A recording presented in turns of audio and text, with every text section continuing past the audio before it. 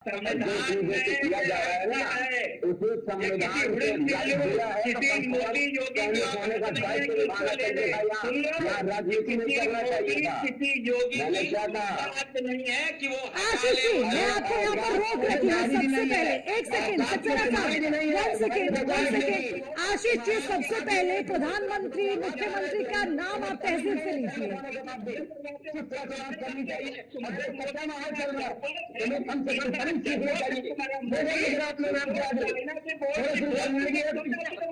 अरे राजनीति और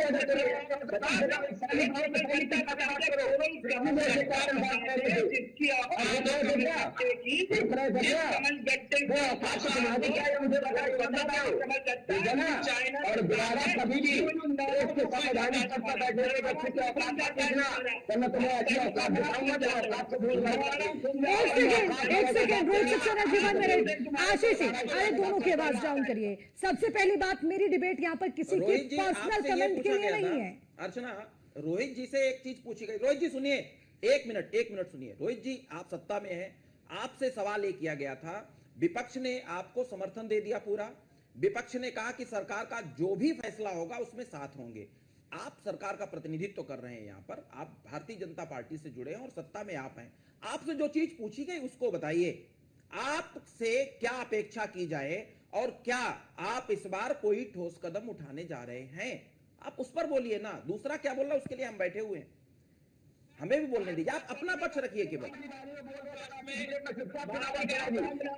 आशीष जी, डिबेट को डिरेल करने की कोशिश मत करिए बिल्कुल भी। प्लीज उनकी आवाज डाउन कर दीजिए। आशीष जी, मैं बड़े सम्मान के साथ आपको आखिरी दफा कह रही हूं कि डिबेट को डिरेल मत करिए। आपको कोई आपत्ति अपनी बारी में बोलिएगा। और दूसरी चीज, जरा शब्दों का सही से इस्तेमाल करिए। प्रधानमंत्री, देश के प्रधानमंत्री आपके घर के रिश्तेदार नहीं है, पहली चीज। थोड़ा तमीज से नाम लीजिए, वो सबके लिए सम्मान योग्य है, पहली चीज। और दूसरी चीज, आपको कोई आपत्ति अपनी बारी में बोलिएगा। अब अगर ये पाठ भी एंकर को यहां पर सिखाना पड़ जाए तो बड़ी शर्म की बात है। सक्सेना साहब, टेररिज्म खत्म होगा, ये दावा बार बार किया जाता है, फिर हमें क्यों ऐसे पहलगाम जैसी घटनाएं देखनी पड़ती हैं? देखिए, मैंने पहले ही आपसे कहा कि ये समय सरकार की उपलब्धियां गिनाने का बिल्कुल नहीं है, लेकिन फिर भी क्योंकि सवाल उठाए गए, आपको याद होगा जब उरी का हमला हुआ जी 18 सितंबर 2016 को, भारत ने इसके प्रति जब 28 सितंबर 2016 को सर्जिकल स्ट्राइक करी, तो ये वही पक्ष थे जो देश की सेना पर प्रश्न चिन्ह उठा रहे थे। जहां तक रही पुलवामा की बात, जब पुलवामा में 14 फरवरी को 2019 को हमला हुआ था, तो फिर हमने एयर स्ट्राइक करी थी 26 फरवरी 2019 को। तो ऐसा नहीं है भारत सरकार उनका जवाब नहीं दे, लेकिन क्या अर्चना जी, ये सही समय है राजनीति करने का, देश के संवैधानिक पद पर बैठे हुए लोगों को इस तरह से अपमानित करने का?